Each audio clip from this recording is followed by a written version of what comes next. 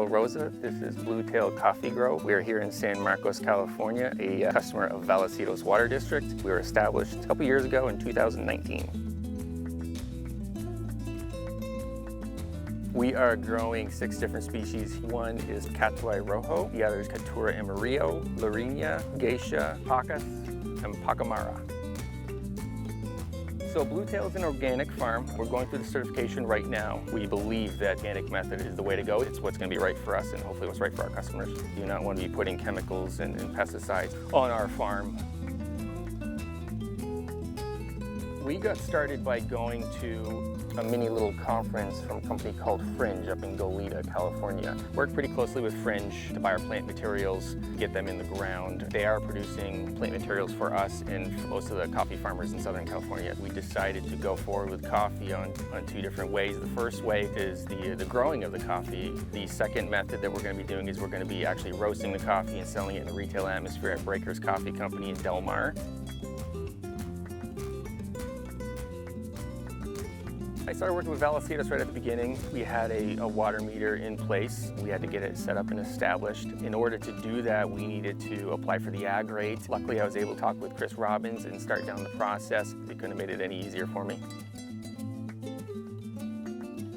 We're using gallon drippers, 2 per plant on each side. Irrigating currently 3 days a week, 2 times a day for 30 minutes. We're also experimenting with different watering schedules. Our next steps is to take a look at our irrigation and work with Vallecitos on an audit to ensure that we're using our water properly for efficiency. The agriculture audit today is looking at about 2,000 of our coffee trees and 4,000 emitters. And we're going to be able to take a look and come up with a consensus on the range of the gallons per minute that are coming out, and seeing how that relates to our water bill at the end of the month.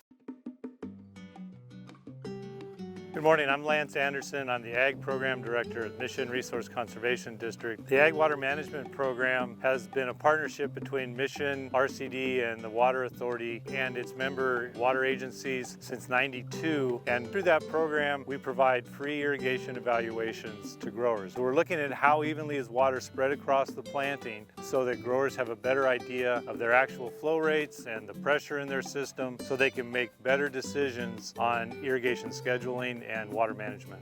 Today we're at Bluetail Coffee Grove in San Marcos, a customer of Vallecitos Water District, doing both an irrigation evaluation as well as mapping their soil texture for the soil moisture sensor cost share program. Kyle will be a Google Earth image of his farm with a layer over it of color variation showing the texture differences that we find. From those texture differences, we're able to say, here's the best location for a soil moisture sensor station. And those stations will tell him what water is in the soil available to the plant so that he can make better irrigation decisions. So our recommendations to Kyle are going to be about irrigation scheduling, then what his actual flow rate is. The uniformity here is excellent. The emitters that he's using are pressure compensating. In most of the instances when we do irrigation evaluations on farms, we don't find the kind of uniformity that we found here today. On average, we find a uniformity that's in the 74 to 76%. When you use that number to calculate irrigation scheduling, it tells you how much longer you need to water all of your plants to get the lowest performing sprinklers to deliver that water to every tree. We've seen growers follow our recommendations and take that uniformity from the 70s all the way up into the 90s. And when you have uniformity in the 90s, your additional water becomes minutes instead of hours, and the water savings then can be tremendous. As we look at these trees in their second year, we see some variation in the different varieties, but the health of this coffee planting is very good. Yeah, Lance has been great today. He's been able to give us some pointers as he's walked through the farm. We have some areas of improvement that we could do for adding some swales to retain water up on our slopes and also retain the soil so there's not a lot of erosion damage. And he's also given us a heads up that there's a program out there that allows for $5,000 reimbursement for putting in soil moisture testers. We've been learning lessons as we go. Everything that we're doing, we're tracking, and hopefully the crops that come out on the other end are going to be just the best in the world.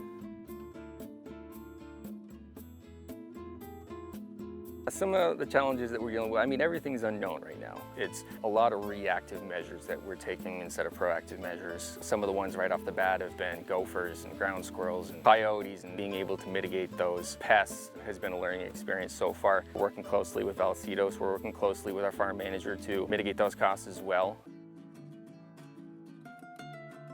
We think that the next generation of coffee is going to mimic wine a lot. That's kind of what we're going for there. Breakers Coffee Company is also going to be Breakers Coffee and Wine. The more I started to learn about coffee and get ingrained in the culture and to see the process that it went through to get to the cup, I saw a lot of similarities with wine. Nobody's ever done it here in the continental US. So to be able to be a pioneer and to be able to work something that's never been done and to learn from your own mistakes has always kind of excited me.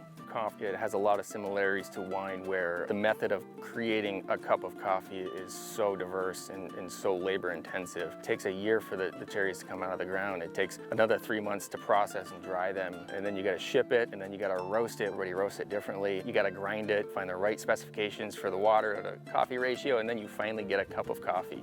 And everybody has different tastes. Being able to produce those different tastes while having really complex notes within your coffee is kind of what we're striving for here at Blue Tail and at Breakers Coffee Company. We're gonna have a nightlife at Breakers in Del Mar, and we're gonna have wine, and we're gonna be keying in on the boutique and the craft. If we're able to prove the model works, if we're able to get this up and running and have really good fruit on the back end, and eventually, hopefully, we'll be able to expand our coffee here, be able to have a ecotourist setup to where we can roast coffee here, we can try coffee, and you can sit down and pull the cherries right off of the tree and taste the coffee in itself right here in beautiful San Marcos.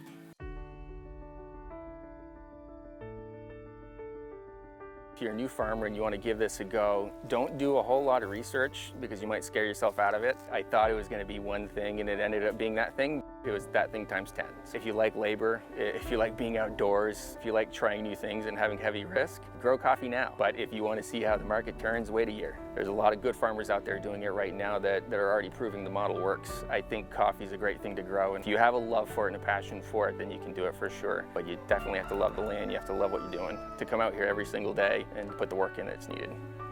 If you'd like to continue to check out our journey here at Blue Tail Coffee Grove, you can check us out on Instagram. We're at Blue Tail Coffee Grove, and on Facebook and on our website at bluetailcoffee.com. You can also check out our retail side of things and coffee roasting side of things at Breakers Coffee and Wine, opening in spring of 2021 in Del Mar, California.